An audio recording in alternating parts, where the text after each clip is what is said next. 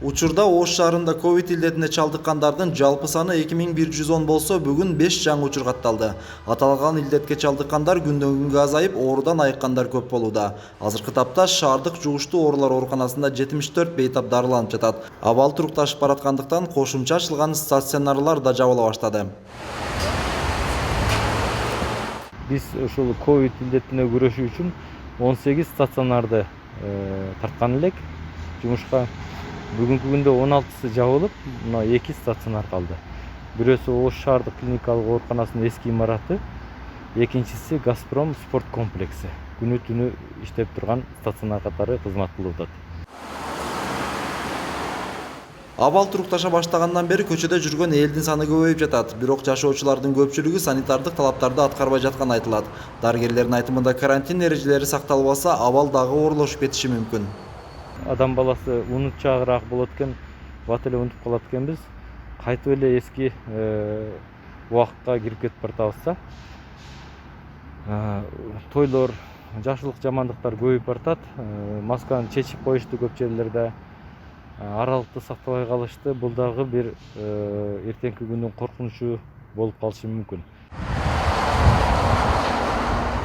Экономикалык абалды эске алып, шаардык мэрия ишкерликтин бир нече түрүнө уруксат берген. Буга чейин коомдук тамактануучу жайлар жана 50 адамдан ашык киши киргизбеген кафелерге 22:00 чейин иштөөгө уруксат берилген.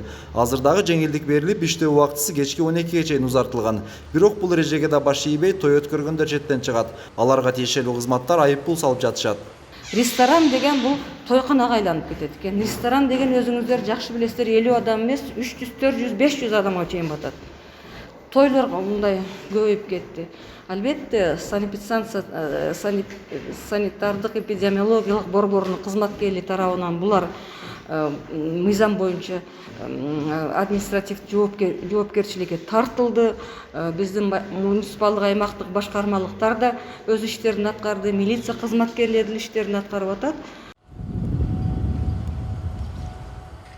Ош шаарынын тургундары өзгөчө абал режиминде жашап жатат. Ошондуктан той аш өткөргөндөргө же массалык адам чогулткандарга, санитардык нормаларды сактабаган коомдук транспорттарга жана коомдук жайларга эскертүү берилип, түшүндүрүү иштери жүргүзүлүп жатат. Түшүндүрүп атабыз. Кафелерде 50 жаш адамдан ашык киргизбегин кафеге.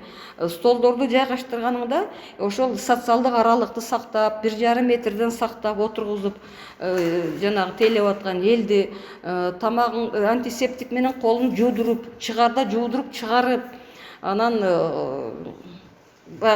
жакын контакттарга жол бербей, тазалыкты гана сактап тейлейсиң деп атабыз. Санитардык норманы бир эле тейлөөчү кызматтар эмес, шаар тургундары да сакташы керек. Жашоочулар көчөдө жүргөндө дистанцияны сактап, сөзсүз бет кап тагынуусу абзел.